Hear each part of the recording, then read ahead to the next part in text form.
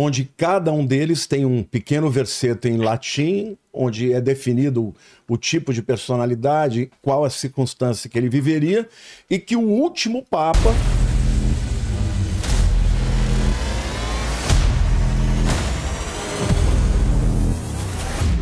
Ô Daniel, em relação a esse Papa, o sucessor do Papa Francisco, a gente tem nessa corrida aí, a gente tem alguns favoritos, porque eu escuto muito de um Papa, de um cardeal filipino, tem o Sará também, né, que é o Papa africano, acho que é ele, né? Tem também o Pietro Parolin, né? São três italianos.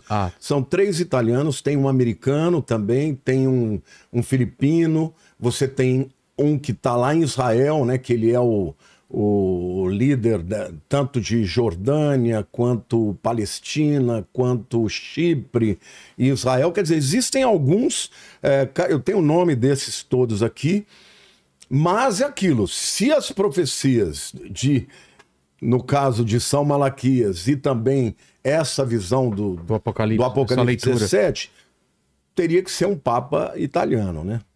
O que você acha, Daniel? Para onde está se encaminhando e em relação à profecia também? Que leitura que você faz em relação ao sucessor? Então, eu fiz um exercício interessante, que é o exercício de tentar comparar o filme O Conclave com os cardeais da vida real. Porque existe essa comparação, né? Para quem conhece, por exemplo, o livro em português ficou O Último Papa, que é do ex-jesuíta Malachi Martin, né? Malachi Martin foi um autor muito importante, porque ele era o insider do Vaticano, ele era assessor do cardeal Agustin Bea na época do Concílio Vaticano II, o cardeal Agustin Bea era um dos mais importantes nesse evento de modernização, que foi o Concílio Vaticano II, uma grande vitória, né, para os progressistas. Então, no livro O Último Papa, em inglês o título é Windswept House, ele contou uma história ali que ele diz que é 80% realidade, só que passada por uma ficção. Então, ele inventa nomes fictícios para figuras reais. Eu consigo fazer esse exercício com o filme O Conclave, ainda que o filme seja uma ficção, mas você consegue identificar várias equivalências, né? No, Dentro da realidade, né, dos que existem, tá? Por exemplo, a gente tem o Pietro Parolin, né? O Pietro Parolin poderia ser o cardeal Thomas Lawrence. O cardeal Thomas Lawrence é aquele cara do Ralph Fiennes, né? Que foi o cara que era o chefe ali o decano, né? Do colégio dos cardeais, Ele né? é o Porque secretário de aparece... Estado. Ah, é? É o Secretário de secretário de Estado Estado. do Vaticano. Exatamente. Seria Obrigado equivalente aí. ao primeiro-ministro, né? Tá. Exatamente, ele que coordenou ali todo o A evento, votação. né? Isso, a liturgia e tal.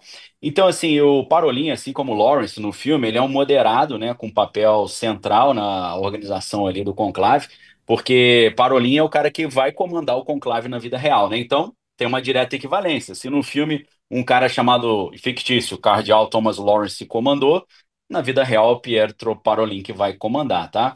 Então, assim, o Pietro Parolin é um candidato também, assim como no filme o Cardeal Thomas Lawrence também era um candidato, recebeu alguns votos, né? A gente no filme tinha aquele cardeal Joshua ADM, né? E alguns acham que ele poderia ser um equivalente na vida real com o Robert Bessungo, né? Que também está disputando aí. No filme, o grande demônio do filme, que é o conservador, que é o cardeal Goffredo Tedesco, na vida real poderia ser o Peter Erdo, né? Porque é muito conservador, defende aquela ideia da missa tridentina, igreja tradicional, e obviamente enfrenta uma resistência ferrenha dos progressistas, né? É o Inclusive, húngaro, né? É húngaro? Que está isso. alinhado com o próprio presidente da Hungria, que é totalmente conservador. É muito provável que não seja ele, porque não tem o viés que se espera, né, da Europa e dos globalistas. Exatamente. E aí tem uma curiosidade que talvez algumas pessoas não saibam, porque, se eu não estou enganado, em 2005 foi a eleição que escolheu o Bento XVI. é, eles já queriam, o grupo, né, da máfia de Sangalã, ou os progressistas, já queriam entronizar o Papa Francisco. Mas, como eu falei, ele tinha ali algumas capivaras ainda para resolver. E aí, o grande objetivo deles não era nem, nosso sonho é escolher o Papa Francisco. O grande objetivo era impedir o Peter herdou, que é esse ultraconservador, de vencer.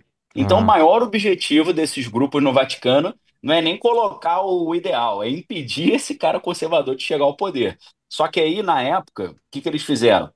Como o nome do Jorge Mário Bergoglio, que virou Papa Francisco, não conseguiu ascender muito, porque ele mesmo falou, não quero, né? Na época, o Papa Francisco falou, ó, melhor não botar meu nome não, que eu ainda estou resolvendo os probleminhas, isso vai trazer problema para mim e para vocês. Então ele falou, tô fora. E aí esse grupo escolheu o Bento XVI, que o Bento XVI foi tipo assim, um menos pior para eles, mas o grande objetivo seria evitar o Peter Erdó de chegar ao poder, assim como no filme a gente viu o cardeal Goffredo Tedesco, que é aquele ultra conservador, né? E a gente tem também o cardeal da vida real, né, o Pier Battista Pizzaballa, né, que no filme poderia ser o Vincent Benítez, né, que é esse... É chato, ô Vilela, pode dar spoiler do filme, falar como é que Pode termina sim, lá? pode sim. Já tem um tempinho o filme também, né? Quem não viu deu mole, né? Então, o cardeal Vincent Benítez é esse cara que ninguém conhecia no filme, que ele chega É. do nada e todo mundo fala: Não, mas você não é cardeal, não te conheço. Aí eles levantam os documentos e descobrem que o Papa que faleceu, o filme não dá o nome, claro, para não deixar evidente que está falando do Francisco. E aí eles falam que ele foi escolhido secretamente, ou seja, eles chamam isso na doutrina católica in pectore, né? Então, o Vincent Benítez, ele pode ser o Pier Battista Pizzaballa. Por quê? Os dois são outsiders, tá? Com perfis assim mais humildes, mais reformistas e tal, e surge como uma surpresa, né? Agora, tem muita gente que acha que o cardeal Vincent Benítez, que é o outsider que vence, pode ser o Luiz Antônio Tagle, né? Porque o Luiz Antônio Tagle, o cardeal da vida real, ele é asiático, ele é mais jovem, tá? E ele é um cara ali que seria uma oxigenação, seria ali seria um renovo para o Ô, Vaticano, tá? Daniel, Eu o- agora que eu lembrei que o pastor Lamartine falou que não tinha visto o filme, né? Ai, não, acabei dando não. spoiler, pastor, perdão. Não, que isso. Não, Eu vou sair daqui e vou assistir. não, e o pessoal que tá aqui no chat falou: não adianta você dar spoiler, que eu não vou lembrar o nome dos personagens do filme mesmo, fica tranquilo. Não, mas a minha questão é o É, seguinte: o Pizzaballa, pelo fato dele sim. ser o patriarca lá das regiões de Israel, Palestina, você não acha que ele, se houver um viés aí de fazer um acordo entre as religiões, ele seria interessante nesse sentido? 100%, pastor, muito obrigado, tá? Por quê? Inclusive, o Pizzaballa, ele disse que ele quer tornar Jerusalém uma casa comum para todos os povos, ou É, seja, fomentar exatamente. O entendeu? ecumenismo. Fomentar o ecumenismo, a religião global, que parece que vai ser a grande missão do novo Papa. A grande missão do novo Papa será reunir todas as religiões numa única, criando isso que a Bíblia já falava, né, sobre essa padronização de um governo global com uma única religião, uma única moeda e tal. Então, Não, e hoje é, o grande conflito do mundo é o conflito de Israel-Palestina, É. Israel-Hamas. E um homem como esse, que tem trânsito, Jordânia, Palestina, Chipre, Israel, ele pode ser a pessoa adequada para Resolver. fazer a paz. E quando a gente fala de uma paz, a gente sabe que o governo do anticristo precisa ser precedido por um acordo de paz aí de 7 anos. É um né? grande acordo de paz, né? Então, saiu até uma matéria agora no site Vatican News, né? A galera consegue ler em português, porque tem versão em português, né?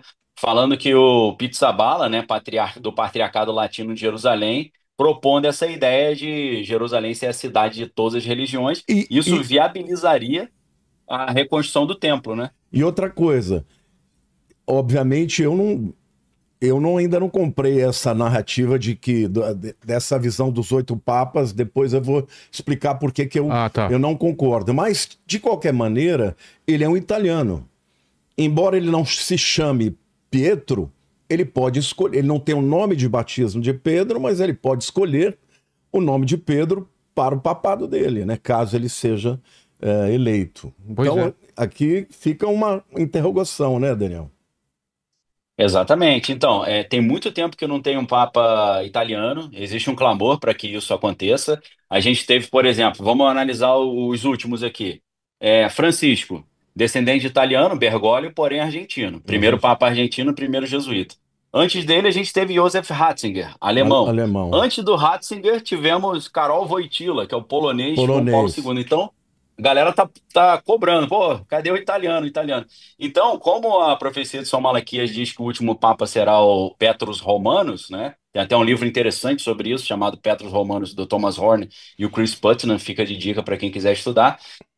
A gente fica assim, caramba. Apesar de que o nome dele é como se fosse Pedro Batista, né? Pierre Batista, né? Pizzaballa. Ele já tem um Pierre ali no meio do negócio, né? Será que é isso? Não sei. É tudo altamente especulativo, né? Parece muita viagem na maionese. Mas eu sempre digo, não adianta a gente se estressar. Ah, Nostradamus vai acertar. São Malaquias vai acertar. É só aguardar. Vamos aguardar um pouquinho aí, vamos ver o que que vai acontecer. O tempo vai dizer se isso tudo é lorota ou se tinha fundo de verdade. Pois é. Eu acho muito boa a colocação dele. Primeiro, porque o São Malaquias, ele na verdade, ele faz uma profecia de 113 papas, onde cada um deles tem um pequeno verseto em latim, onde é definido o tipo de personalidade, qual a circunstância que ele viveria, e que o último papa, o 113º, o Petrus Romanus, ele governaria num tempo de grande tribulação.